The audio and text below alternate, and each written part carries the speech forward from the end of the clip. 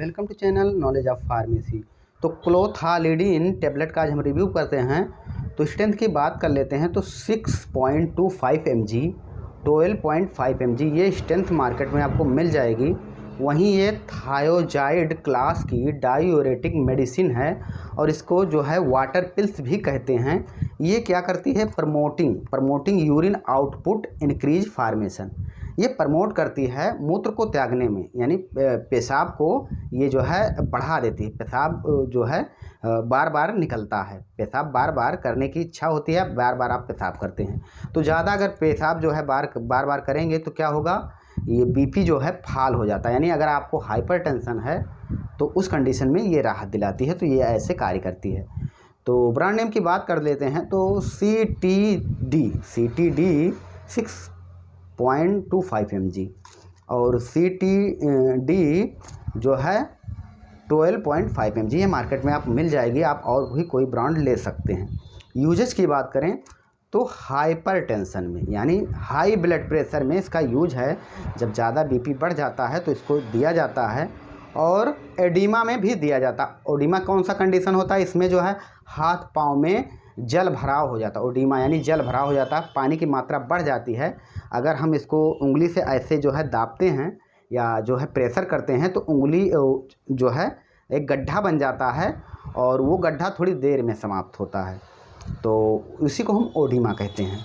तो treat high blood pressure and fluid retention cause by various condition of heart disease. मतलब इसको उपचार में लाया जाता है ब्लड प्रेशर को या फ्लूइड रिटेशन के लिए इसको प्रयोग में लाया जाता है।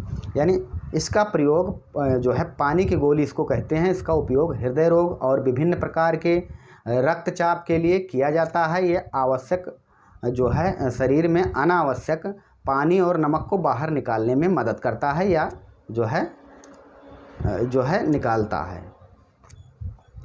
अब कुछ इसके जो है साइड इफ़ेक्ट की बात कर लेते हैं कि इसका क्या साइड इफ़ेक्ट है।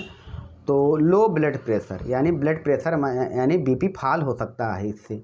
ये इसका एक साइड इफ़ेक्ट है, क्योंकि ये जो है यूरिन का फार्मेशन ज़्यादा कर रहा है, यूरिन का आउटपुट ज़्यादा निकल रहा है तो जो है ब्लड प्रेशर गिर सकता है। हेडेक यानी हल्का सिर दर्द हो सकता है।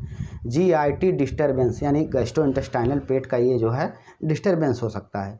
हियरिंग लॉस, सुनने में थोड़ा दिक्कत आ सकती है।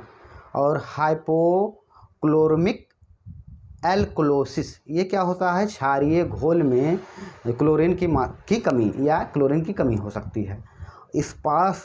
स्पास्टिसिटी, ये क्या होती है? मांसपेशियों में अकड़न या पानी की कमी के कारण अकड़न हो जाती है तो ये कंडीशन हो सकता है। रेस्टलेसनेस हो सकता है। बैकुलाइटिस यानी जिसको वाहिका शोध कहते हैं, ये हो सकता है। इम्पोटेंसी नपुंसकता हो सकती है। Volume of depletion and hyper kalaemia यानी पोटेशियम की कमी हो सकती है। तो ये कुछ इसके साइड इफ़ेक्ट हैं। वहीं हम प्रिकॉशन की बात कर लेते हैं। तो अल्कोहल अगर किसी ने लिया है तो इसको नहीं देना है। ब्रेस्ट फीडिंग मदर हैं, यानी बच्चे को दूध पिला रही हैं तो नहीं देना है। प्रेगनेंसी में नहीं देना है। ड्राइविंग में जो है नहीं देना है। या किडनी या लीवर की कोई डिजीज़ हो तो भी नहीं देना है। या अगर इलेक्ट्रोलाइट इम्बैलेंस हो जाता है, हो, कुल मिला के अगर ऐसा कोई कंडीशन होता है तो आपको डॉक्टर से जो है संपर्क कर लेना चाहिए। यानी डॉक्टर से पूछ कर ही, पहली बात तो ये डॉक्टर के पर्चे पे मिलने वाली दवा है, हम तो इसको नॉलेज के लिए बता रहे हैं, खुद से इस मेडिसिन को नहीं लेना है। तो डॉक्टर से इस कंडीशन में सलाह ले लेनी चाहिए।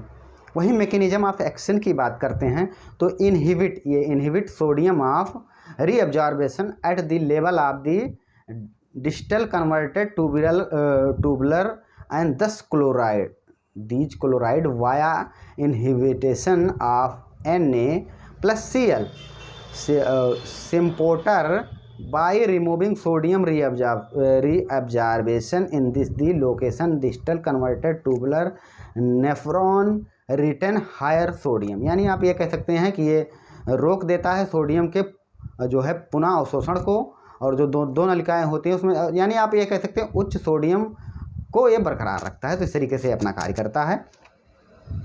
अब बात कर लेते हैं हम इसके डोजेज की। तो शुरुआती में इंटेंसली जो है 0.3 mg पर kg पर डे।